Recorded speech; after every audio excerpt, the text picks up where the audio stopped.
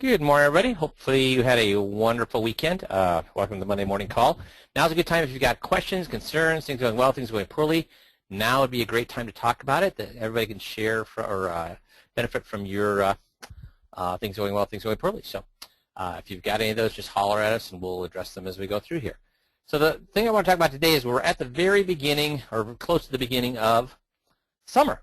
So what can we do during summer? Well, one of the things we can do is continue to do events. We can do lunch and learns for our clients and their friends and centers of influence. We can do true events. And here's what I do to tell people with events. They say, well, Mike, should I do events in the summer?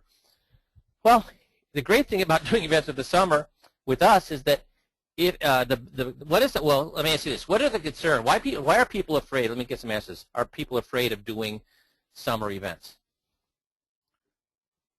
Why are people afraid of doing summer events and summer attendance? Yeah, so low attendance. Yeah, so why are low attendance not a major factor for our system? So why is low attendance not a major factor for our system?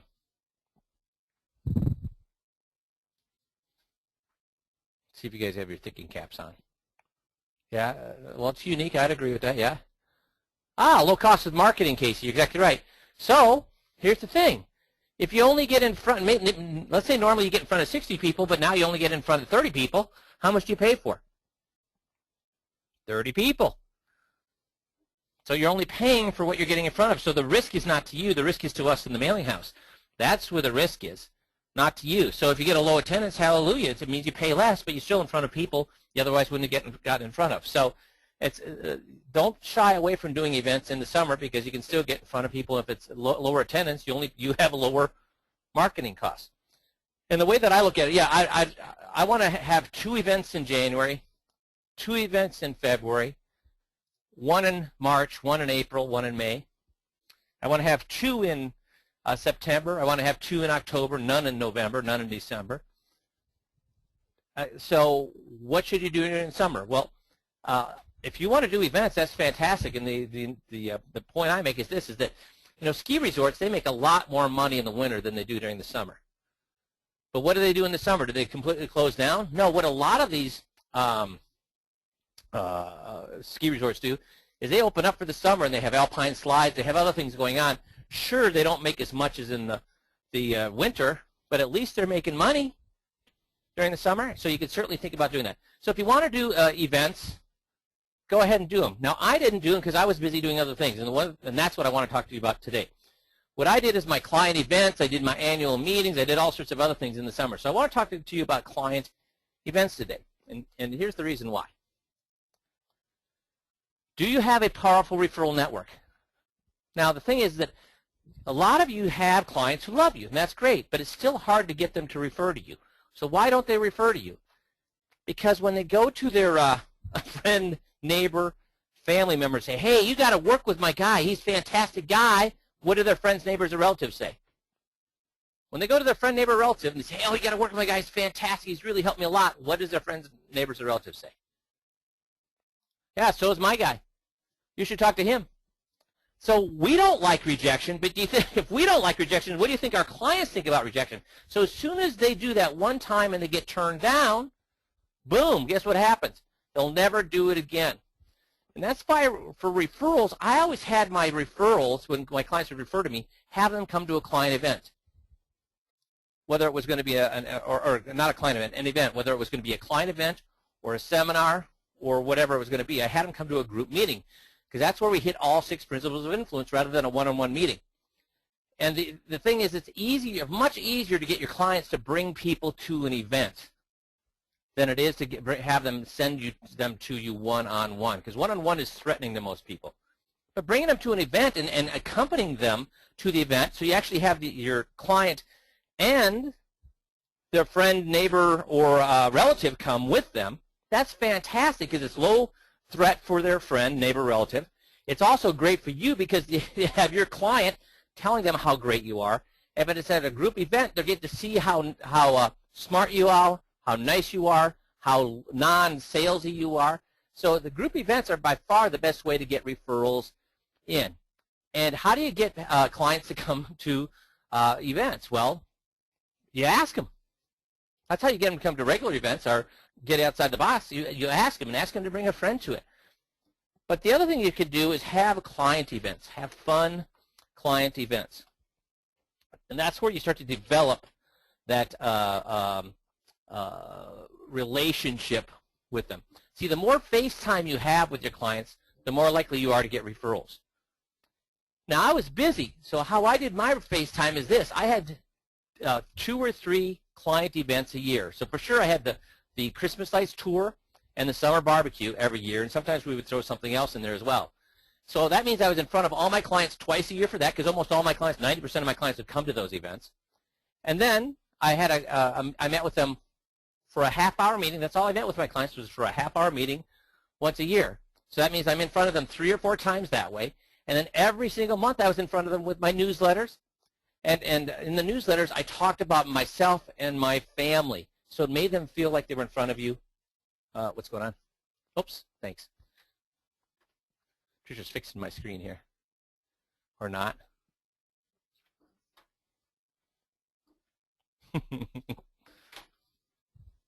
There we go. So that meant, so we have 2 client events, a half-hour meeting with them one-on-one for their annual review. And when I'm in front of them monthly with the newsletter, and again, I'm talking about me and my family, it felt like I was in front of them all of the time. So that's what you want. And so client events are a great way to have FaceTime with the clients, because I get to get in front of all my clients, or 90% of my clients, all at one time at a barbecue or at a Christmas lights tour. So a lot of guys will say, well, I do client events, but my clients won't attend the events. So why do you think clients won't attend your events? Or don't? When an advisor says, hey, my clients aren't attending my events, why do you think that they're not attending the events? So let me get some answers on this. Afraid to be upsold? Well, maybe. Yeah, I would agree with that. What else? Events aren't fun, they're boring. Yes, guys. The events aren't fun. Those advisors are making the same mistake that advisors are making to get in front of new people. They're doing educational events. They don't want to. That's why they hired you. If they wanted education, they'd be do-it-yourselfers. The reason they hired you is so they don't have to worry about that crap. They don't want to learn. They want to what? Have fun. And if you're having fun, they know you're not going to try to upsell them. They know they're going for a good time. See, our clients don't want to learn stuff. If they were, they'd be do-it-yourselfers. They want to have fun. They want to get to know you. See, here's the thing I talk to people about. Does a mechanic really care how much you know, guys? Does a mechanic really care? What did I say? Does a mechanic really care how much you know? Let me try that. Let me rephrase it. That was totally backwards. Do clients really care how much a mechanic knows? Do I really think when I go to a mechanic, I wonder what he knows? Is he the smartest guy in town? Am I worried about that with a mechanic? Am I worried about whether that mechanic is the smartest mechanic in town? Do they really think one mechanic is smarter than another? Do they? Does the average person think one mechanic is smarter than another? No, they don't. All they're worried about is what? They know that if I go to a mechanic, he's going to fix my car. I don't care if I went to 3 different mechanics, all 3 of them would fix my car. So I'm not worried about how much they know. I'm not worried about it, can he fix it? Guys, when I bring it to a mechanic, what do I know a mechanic's going to be able to do? Fix it. What am I worried about with the mechanic? Honesty, right, Dale? Cost. Is he going to take advantage of me? So I'm not looking for a mechanic that knows a lot. I know they all know enough to fix my car. What I'm looking for is a mechanic who's not going to screw me. I'm looking for a client or a mechanic who cares about me as a client. It's the same thing with clients and advisors. They don't think we know more than the next advisor down the street. What they're really looking for is an advisor that cares. And client events are a way to show that we care. You don't show that you care by showing how much you know. You show that you care by having fun, getting to know them as a human being. So what kind of client events can you have? Well, you're going to have the holiday theme. Like I said, I love the Christmas lights tour. That's a fantastic thing to do every single Christmas, because it's a downtime anyways. There's nothing that's going on during the holidays. So a Christmas lights theme. Entertainment. Have a casino night, an Oscar night, a hypnosis show, a murder mystery. for your best clients. Have fun with them. Have food, drink, or tasting events, wine tasting, high teas, salsa tasting. I mean, all sorts of different types of things that you could do. Host an expert. Have a cooking expert teach a class. Gardening expert maybe a beautiful arboretum or something. Talk to your clients that are interested in gardening. A beer making class. Have an expert teach a class. And no, this might not be for all of your clients, but maybe you know there's 5 or 6 great clients that like to cook, or 5 or 6 clients that like to make beer. Get them in there for those 5 or 6 clients to really bond with them, and then you could actually leverage that into getting to know their friends. Host something with your passion. If you love dogs, have a dog event, whether it's a dog tagging event or dog obedience or just taking everybody to the dog park. Have a dog event, or a motorcycles, or sailing, or golfing, or if you love college football, rent a bus and get everybody on there and go to a college football event. So tie your passion, because people buy passion. People want to be around people who are passionate and who are excited and who are having fun. More ideas. Host a charity event, a blood drive event, a food drive event, Toys for Tots, CPR class, or I think Eric had on our system had a shredding event, which was very, very successful. Art events, local museums, symphony, etc. A pub crawl. If you got clients who like to do like beer and those types of things, have a pub crawl, or rent one of those. A lot of towns have those little bicycles where 6 of you sit on one side and 6 sit on the other side, and you bike from a pub to pub. Have special events like a year-end summary of what's happened in the past year, or a halftime report halfway through the year, or have birthday parties for your clients that are hitting specific birthday days, like at 65 and 70 and 75 or 80, at those special birthdays. And we actually have a system for that. And we had a guy who's very successful. That's all he did was birthdays. He ran like 4 birthdays per month for his clients. And he invited the clients and he invited their friends. So he'd work together. We have the system on how to do this, but he'd work together with a spouse to invite a whole bunch of people to a birthday lunch. And then he didn't even sell at that. He had a little kit that he would give them, but he wouldn't even sell at the event. But the guy who or gal whose birthday it was would always talk glowingly of the guy who's hosting it. Now, when he invited 10 different people to that birthday event, he wouldn't get all of them, but he'd get 1. He'd get 2. So he was bringing on 4 people a month just simply hosting birthday events. Now, not a huge, I mean, not 4 people a month is not a big deal, but for the amount he was spending to bring 4 people on, that was huge. That's 48 people a year. Celebrate your region. Go to a landmark. If you're in St. Louis, host something at the Arch. If there's big gardens where you're at, go there. The zoo. Celebrate your region. Invite your clients and go to a major landmark to celebrate. It's funny how many people will live in an area and not even attend or go to the place that area is known for. So there's lots of different things that you could do. And when you do these things, you should invite centers of influence. So you should invite accountants, attorneys. You should invite bigwigs in town that you think you would like to become clients of yours. So invite centers of influence and invite prospects, people who you've touched since the last client event. Have them come. This is a great way to have them see that you're different from their current advisor and how much everybody loves you. Okay? And then when you do these events, take lots and lots and lots of pictures. You probably have heard this. What is the only art I had in my lobby? I had 5 or 6 pictures. What were all those pictures of? What were all those pictures of? Did I have any flowers or fruit or seascapes? What were all the pictures in my lobbies, guys? You're looking at it. This is the art that I had. Now this is in particular, I had to take this off of it.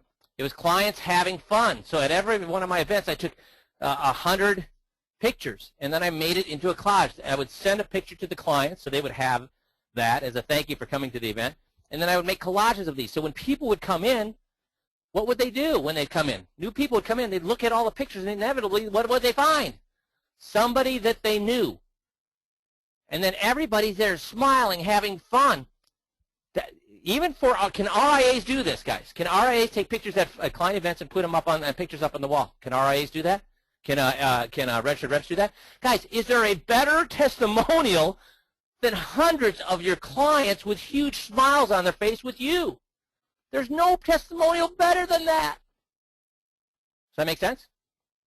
So to make these events easy, I mean, it's in the details. Is parking and transportation easy? Will somebody be there to greet them? How do you make them feel welcome once they get there? What's the food going to be about to make sure that's right, the entertainment's right? You got to be organized. You got to be on time to make these things a happy time for everybody. So the one I want to talk about today is one that we had huge amounts of success with over and over and over, and clients just loved it every single year, basically doing the same thing, and the clients loved it. It became a tradition. And like I said, we had about a 90% attendance ratio from our clients to these events. And that is the annual barbecue in the summer. So I'm going to have Missy, because she's our logistics expert, kind of walk through, because she was the one that put these things together with me when I was in private practice. I'm going to have her talk about how we did those things.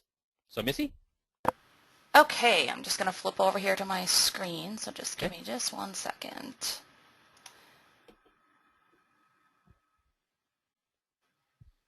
Okay. Can you see that okay, Mike? Let's see. Yep. Okay, perfect. So first of all, thanks, Mike, and I'll just kind of go through a couple and hit some of the high points that Mike's already hit as well, but just to kind of reiterate it. We have put together a step-by-step manual specifically on a few different of these types events that are out on our website. And all of them can be found underneath the archive library. The specific one we'll talk about today is going to be the Client Appreciation Barbecue event. But you'll see the Holiday Lights tour is already out there, as is the monthly birthday luncheon that Mike made reference to, and also a luau event, which was another just kind of fun summer or a springtime event that we could do as well. So today we'll just talk specifically on the summer barbecue. So those can all be found right out on our website, and the manuals just kind of walk you through exactly what you need to do. So pretty easy. Where could you have these events? Like Mike talked about before, you can have them. We actually did ours at a perennial garden. Right here, local to us. It was actually a place that a lot of our clients had never ever been to before, but it was beautiful gardens, and they had a fun little gift shop there as well. So that was kind of one of the little add-ins that we could do, is to offer them 20, 30, 40% off coupon off of a particular item if they wanted to do a little shopping while they were there. You can have them at any sort of like outdoor gardens, picnic areas, local parks. All of those are great, outdoor type places. Now, of course, we are in Minnesota, so we chose summer, but some of you that are in different geographical areas might not think that summer is the best time that you'd want your clients out in 110-degree weather. So you just have to pick a time that works for you. Summer is a perfect time for us, and to be able to do it at the perennial gardens. All of our flowers are in bloom. It's just absolutely beautiful. So, and our clients just loved being able to come out there with us. So a time we did over the lunch hour, 11 to 2, we would invite all of our clients, and ask them to bring a friend. So use this as an opportunity to get in front of people just like your clients that you would want to be more of your clients. So, ask them to bring a friend. Like people, travel with like people. So if you liked your friends, or you like your clients, you'll probably like your clients' friends as well. So make sure that they know they are welcome to bring a friend, and we would communicate that to them in a lot of different ways, both on the invite as well as when they are calling in to make their reservation. They're calling our office directly, and we would again remind them to bring a friend. So what did we do for food and beverage? Again, we had it from 11 a.m. to 2 p.m. Over the lunch hour. So we would cater in and have the food available right around noon. And we did a little local barbecue place called Roscoe's Barbecue. It might be kind of a Midwestern thing, or even smaller than that. And then we would bring in assorted beverages, so assorted pop, water, coffee.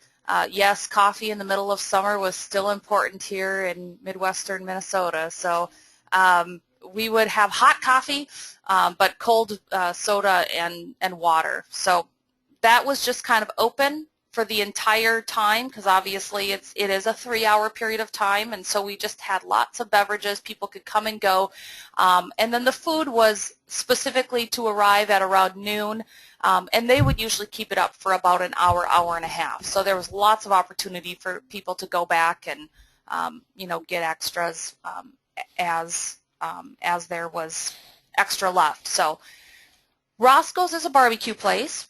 We got a question on weekdays or weekends? We did during the week. I think if I remember it was a Wednesday, but you can quote me on that. I think it was a Tuesday or a Wednesday that we tried to do. And it seemed to be, we had very, very few people that were out of town. I don't know if we just got lucky in the time that we did it, but we always did ours about the mid to the last part of June. And we had phenomenal turnout, to a point where by the time we did it the third year round, people would ask us months before, can you send out a card when you get that that date reserved so that we can make sure we're going to be around for your picnic? So we tried to incorporate it in our newsletters for several months, even leading up to the barbecue.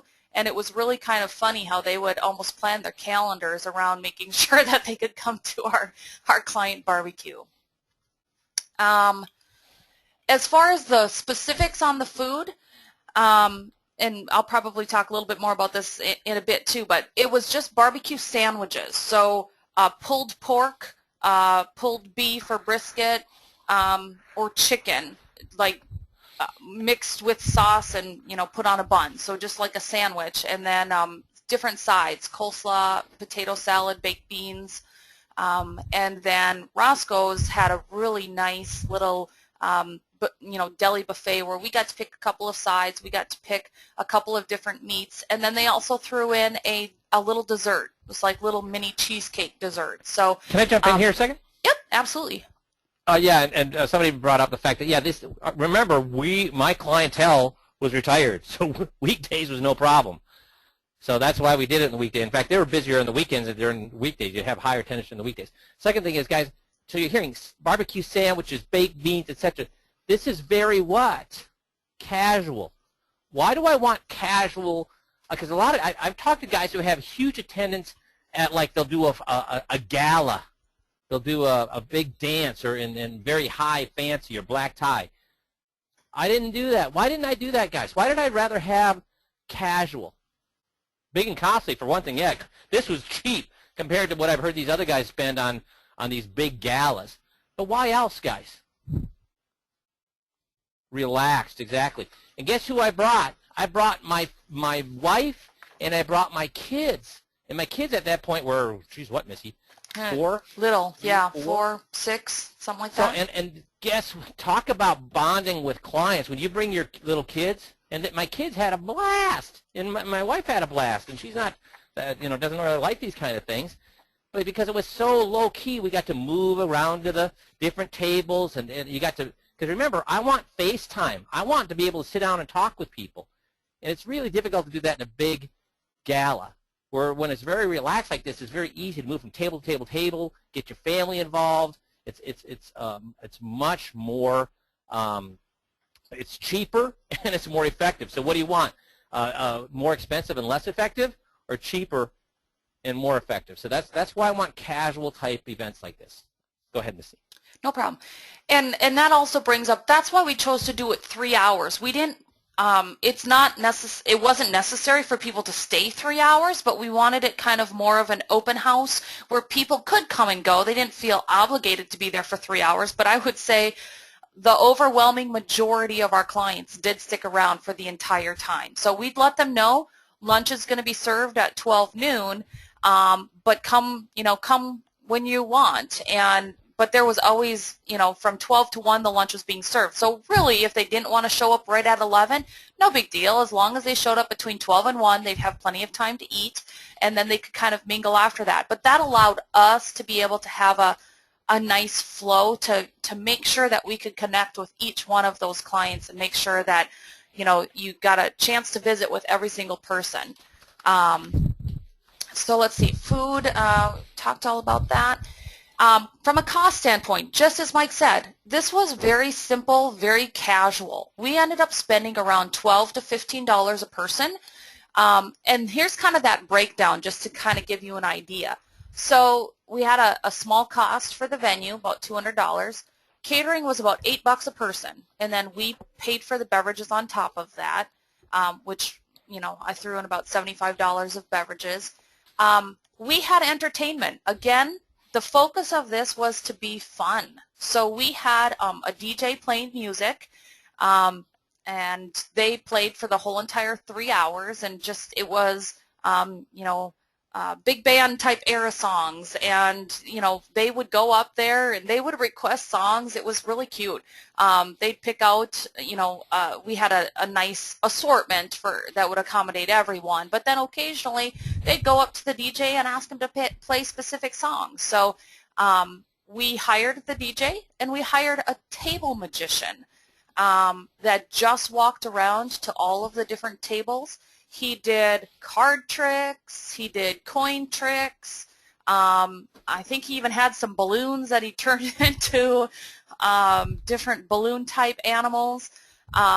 He was impressive, and he would just mill around and try to hit every table and different people.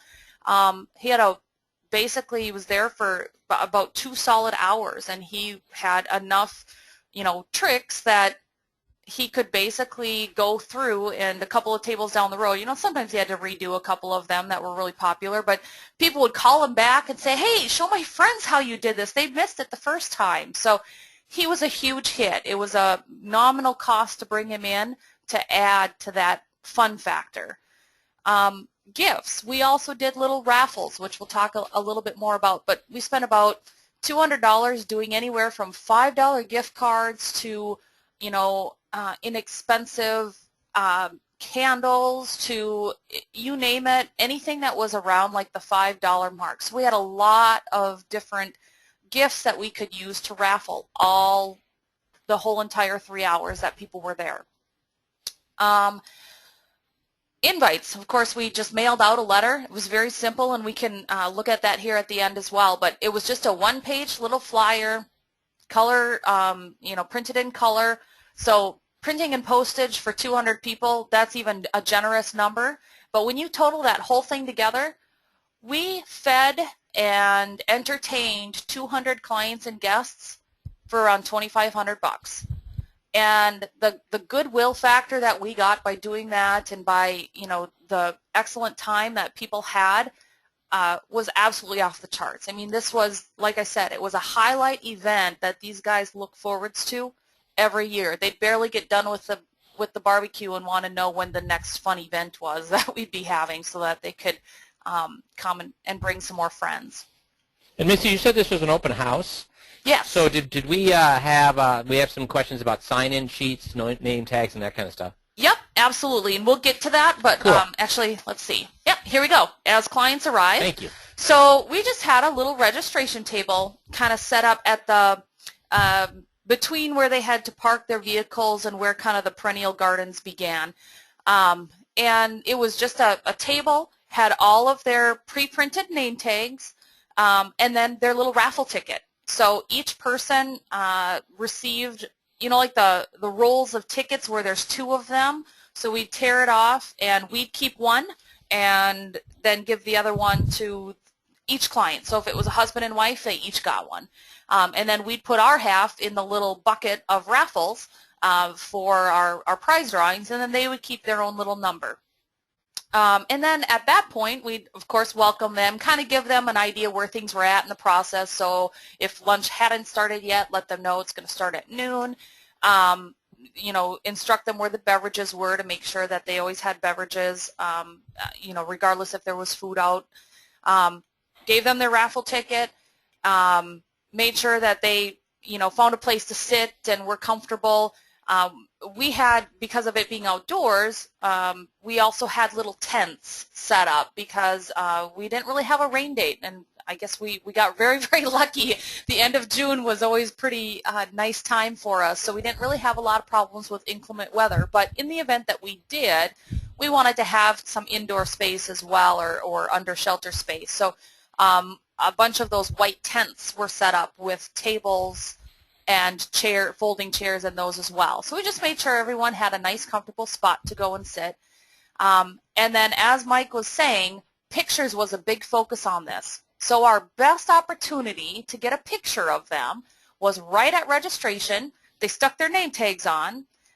This was partly for them, partly for us. We wanted to make sure when we snapped pictures, we could remember 100% of the people. So we encouraged them to get their name tags on, and then we would go ahead and snap a picture right at a nice, really cute little picture location.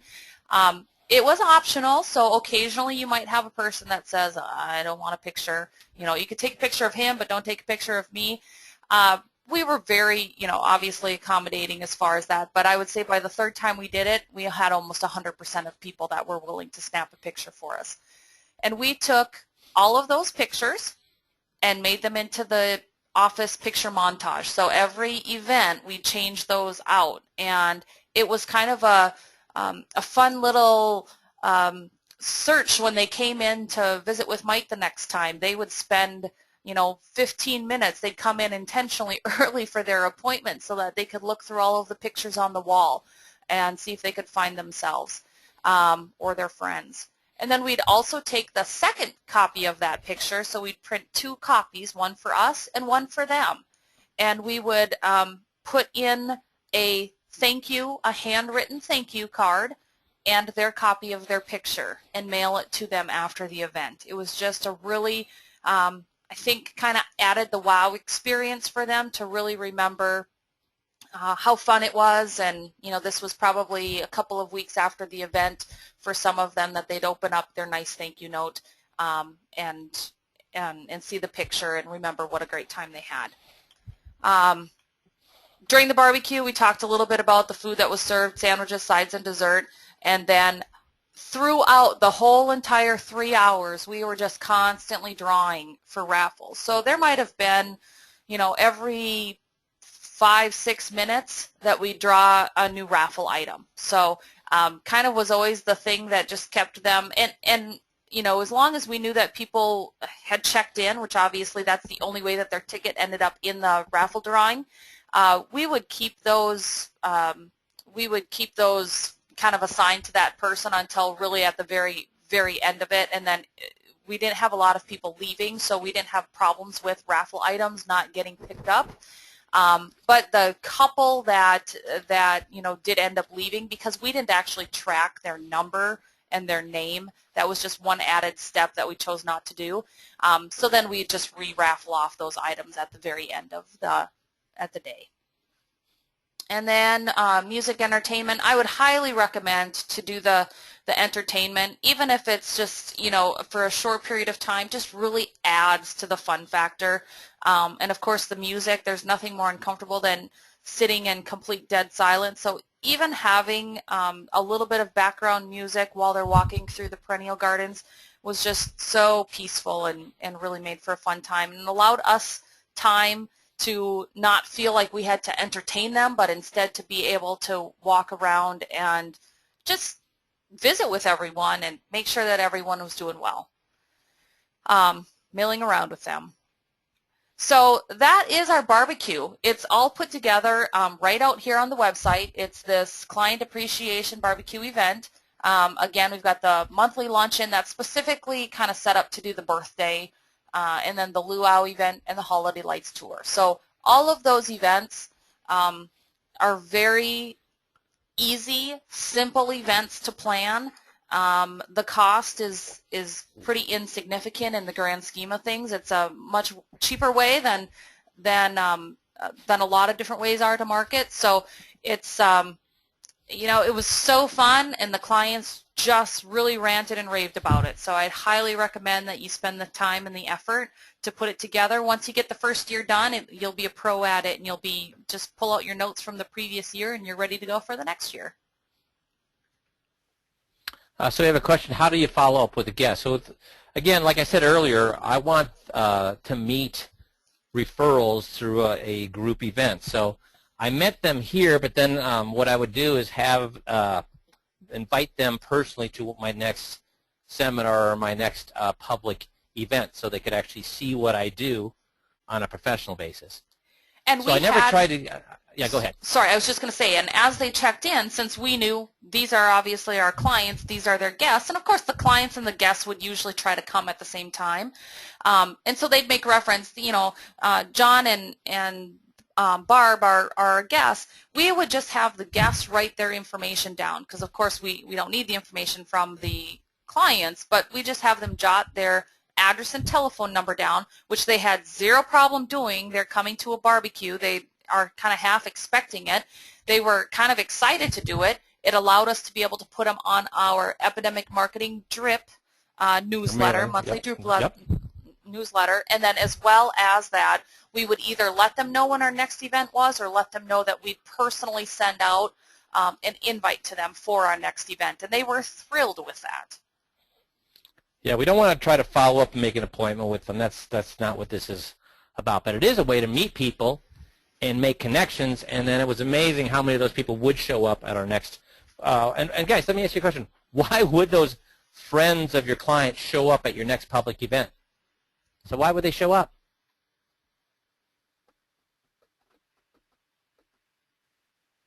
Because it was fun. They had fun at the barbecue, so what do they know about your or guess about your next event?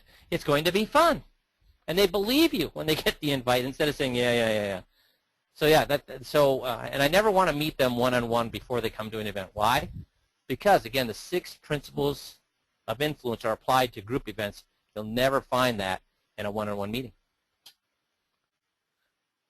So any questions for Missy on this? Again, it's all in the manual, and I highly recommend that you think about doing something like this. And again, it was a way for me to have more FaceTime with my clients, but I had more FaceTime with my clients all in one day.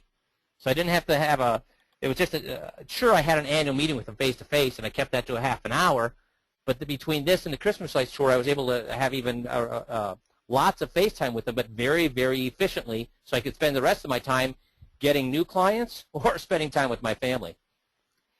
And Matt, that's absolutely correct. No agenda other than just having things going on and being fun. That is absolutely right. And I think that's a very big focal point. I know we keep stressing the fun.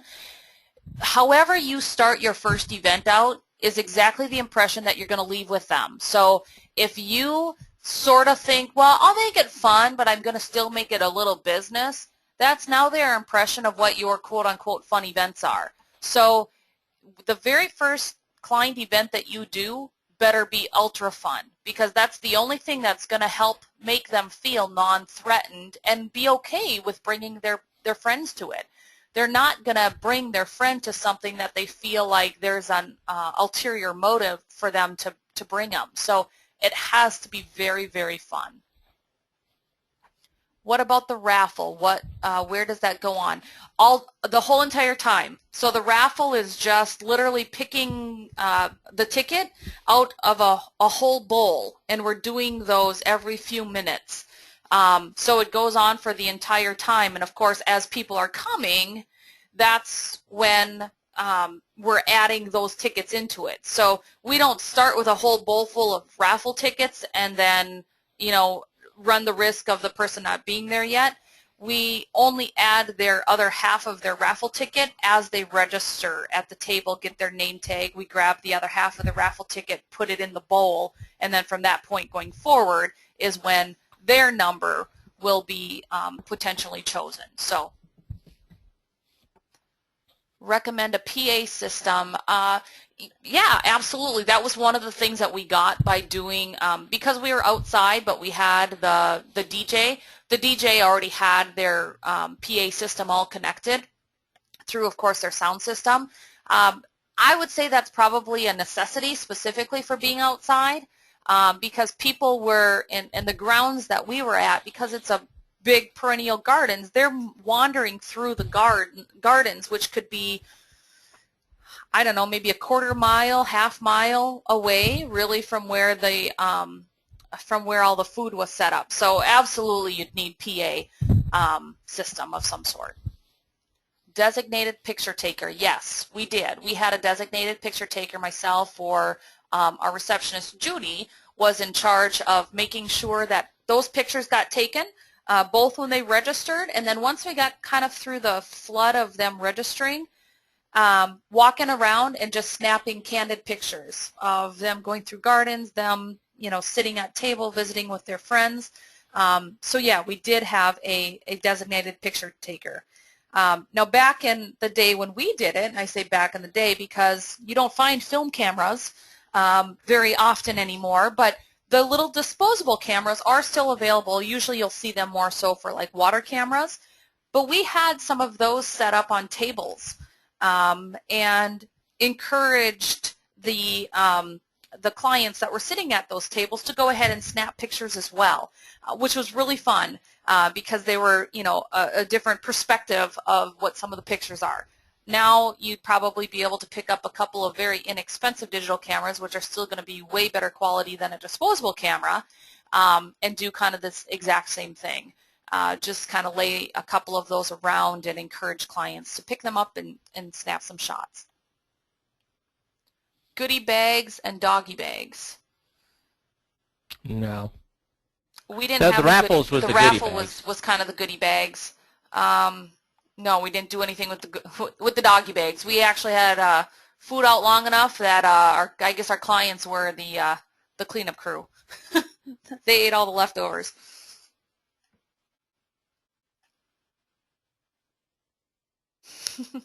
Any other questions, guys?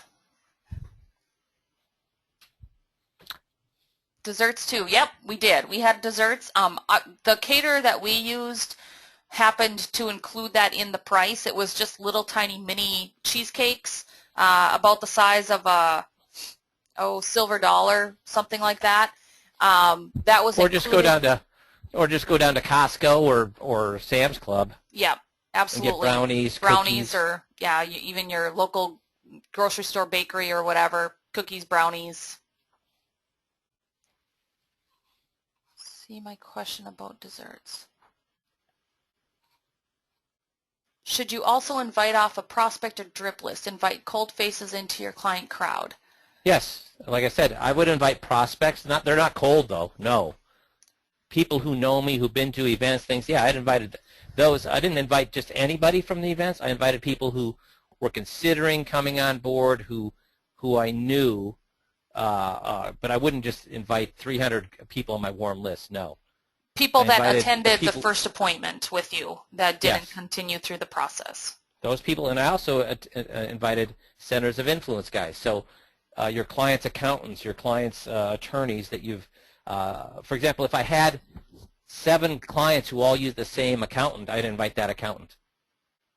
And then guys, those of you that have relationships with property casualty agents, with health insurance agents, with CPAs and attorneys that you're trying to get them to allow you to do lunch and learns with them, invite them too so they can see how your clients love you and they see it as that you're a human being that everybody likes, not a shark.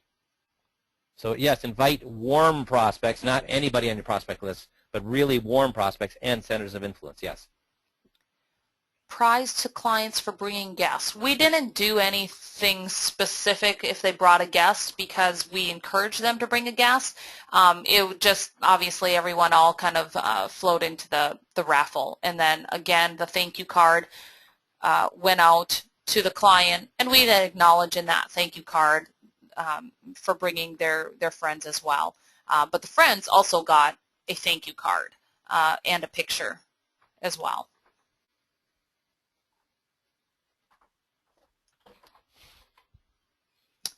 Any other questions?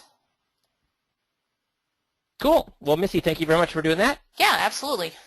And guys, this is a great idea that you won't regret doing. It's a fantastic way to get more face time with the clients, more referrals in, have people love you, which is what gets them to refer to you. But again, FaceTime, FaceTime, FaceTime. And this is a great way to get FaceTime with everybody all in one 3-hour time period. So thanks, guys. Appreciate you being on, and we'll talk to you all on Friday. Have a good one. Have a great week.